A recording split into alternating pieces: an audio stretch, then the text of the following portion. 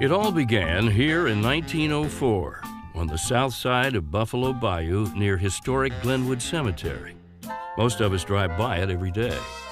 Back then, the Houston Country Club was known as the Houston Golf Club, and it sat on a piece of land that was leased from Rice Institute and originally obtained with a little help from a couple of the club's earliest members. Board President Will Rice, nephew of William Marsh Rice Sr. and the man for whom Rice University was named, along with Captain James A. Baker, founder of Baker Botts Law Firm, and grandfather of one of our longtime members, former Secretary of State James A. Baker III. Houston Golf Club's original 9 holes were laid out at slightly less than 3,000 yards. A simple one-story structure with a wraparound porch was constructed for under $1,200. As Houston Golf Club's membership grew and Houston was expanding to the south, elegant homes soon appeared on Harrisburg Road and Lawndale Street. Directors of the club proposed buying land in this remote and beautiful neighborhood. On May 5, 1908, a plan was set to organize a country club with its mission to promote outdoor life, innocent sports and amusements, and the cultivation of the higher ideals of life. Current members of the Houston Golf Club were to receive $25 credit on their subscriptions to the new Houston Country Club. Incoming members of the club were allowed the privileges of the golf club on payment of regular dues of $1.50 a month. William M. Rice, Jr. was named its first president. Among the club's earliest members were lumber barons John Kirby and William Carter, oilmen Joe Cullinan, founder of the Texas Company, which became Texaco, William Farish, Robert Blaffer, and Walter Fondren, all original partners and founders of the Humble Oil Company, and finally, City Father Jesse Jones. The first club golf tournaments were held between Houston Country Club and Galveston Country Club. And in 1910, the first Texas Golf Association Championship on an 18-hole course was played at Houston Country Club, under the careful eye of the club's first golf professional, Willie McGuire. It was in 1913, during the U.S. Open Championship in Brookline, Massachusetts, that golf's popularity began to explode in America, thanks in part to young American amateur Francis Ouimet, who won the championship by beating 2 famous British professionals, Harry Vardon and Ted Ray. Houston Country Club pro Willie McGuire was there to compete and also to invite Vardon and Ray to play an exhibition match at the Houston Country Club against himself and club champion Brian Hurd. Because of the great interest generated by the exhibition, the club began to plan an amateur tournament called the Houston Invitational, which was played from 1914 all the way to 1954. Well-known American amateurs migrated to Houston each February to compete against Texas's best players, including Houston's Ozzie Carlton, George Rotan, and Howard Hughes. Houston women had taken to the game of golf as well. In April 1917, the Women's Texas Golf Association held its second championship at the club. George Rotan moved to Houston in the 20s. He was president of the Texas Golf Association and won the state golf championship 5 times. He was also the first Texan to compete on the American Walker Cup team. In 1925, the club's board amended the bylaws to allow women to become stockholding members. And also that year, the Allegro Club was founded, and the first group of debutantes bowed into Houston society. In 1928, cotton broker and club member Edwin McLean changed golf significantly by inventing the sand wedge. Unfortunately, McLean got little credit because it was declared illegal by the USGA after the great Bobby Jones used a production model while winning the 1930 British Open. But the next generation wedge also had a Houston Country Club connection. It's said that Gene Sarazen got the idea for his version of the wedge from Howard Hughes, who speculated about changes that would make the wedge legal.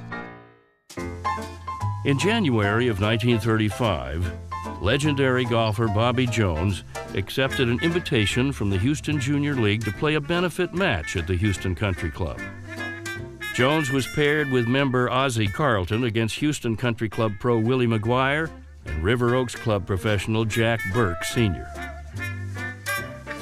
In June of 1947, golf as we knew it would change forever.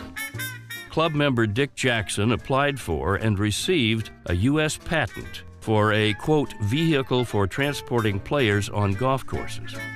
It was called the Arthritis Special, and in July, Jackson, in an interview with Golf World magazine, said he had a body shop repairman weld a metal park bench to the front of a Cushman scooter. The contraption would carry 4 golfers and 4 sets of clubs, plus a 4-caddy on the seat and back of the driver. At the beginning, carts could only be used on golf courses with a physician's letter or prescription, but before long, what started as a novelty became the order of things. By 1953, new neighborhoods were springing up west of River Oaks. After months of discussion, often heated, the members voted to move the club to Timber Grove, later Tanglewood, and purchase the property from developer William Farrington, who had been a club member since 1951. In the fall of 1954, popular golf course architect Robert Trent Jones was commissioned to tour potential club sites and reported that the new subdivision Tanglewood was an outstanding piece of golf property. The Potomac Drive Golf Course, designed by Jones, opened on January 2, 1957. And 2 weeks later, more than 1,500 members attended the opening of the new clubhouse. Fast forward to May 1964. Houston Country Club was the site for Shell's Wonderful World of Golf match between Ben Hogan and Sam Snead. It was a rain-soaked and heavily delayed 2-day match, but the galleries were large and very appreciative. Hogan won 1-up. Houston Country Club members have always been at the forefront of civic leadership and public service, and in 1988, one club member had reached the pinnacle of service to his country. George Herbert Walker Bush was elected the 41st President of the United States. Accompanying President Bush to Washington was fellow club member, tennis doubles partner, and newly appointed Secretary of State James Baker. Actually, James Baker won 7 tennis singles championships and 2 doubles championships with his partner, the future U.S. President George Bush. When President and Mrs. Bush returned to Houston, the club inaugurated the For Members Only events, in which President Bush was asked to address the club. Subsequently, James Baker and Denton Cooley were also asked to speak at For Members Only events. Special celebrations have always figured prominently on the club's calendar, from the epic Millennium Gala of 2000 on New Year's Eve 1999 to 4th of July with children's swimming races and fireworks. Black tie events honoring past club presidents, and holiday gatherings for family and friends. Then in 2008, Houston Country Club turned 100. The President's Ball began the year. In March, President and Mrs. Bush and Secretary Baker and Mrs. Baker graciously accepted an invitation to share thoughts on their lives during a conversation moderated by Executive Director of the Bush Presidential Library, Roman Popaduc. The Derby Day party was resurrected. Special golf and tennis tournaments were held, and the Centennial Gala wrapped up the year in November. The Houston Country Club has been fortunate to have an outstanding staff and management team since its beginning. Many of our staff members have served the club for decades, and we've grown close to them and their families.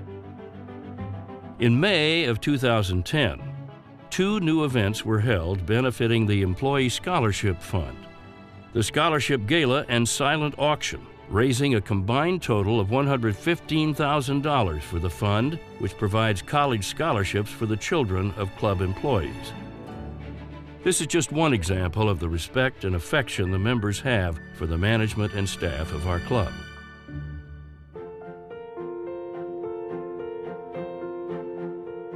The spirit of the people who have made Houston a great city has made Houston Country Club a great club that has grown and prospered through 2 world wars, the Great Depression, 9/11, and all of the booms and busts of the oil and real estate businesses.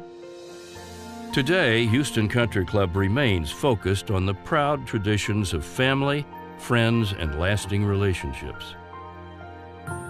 And the legacy continues.